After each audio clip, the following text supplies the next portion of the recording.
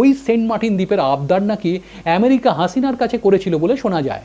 আর এ প্রসঙ্গে হাসিনার বক্তব্য খুব স্পষ্ট ছিল, আমি আমার সমুদ্রপথের অ্যাক্সেস অন্য কাউকে কোনো রকম ইনসার্জেন্সি কার্যকলাপের জন্য দেব না। ফল কি হলো?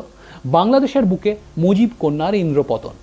আপনি বলবেন আমেরিকা যে এর পেছনে আছে সেটা বলার পেছনে কোনো যুক্তি আছে কি?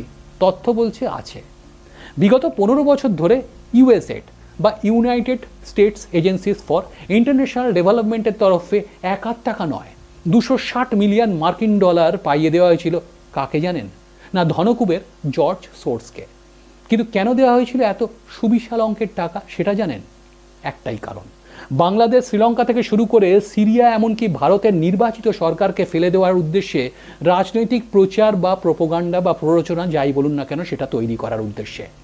আর ঠিক সেই কাজটাই জর্জ সোর্স করে যাচ্ছিলেন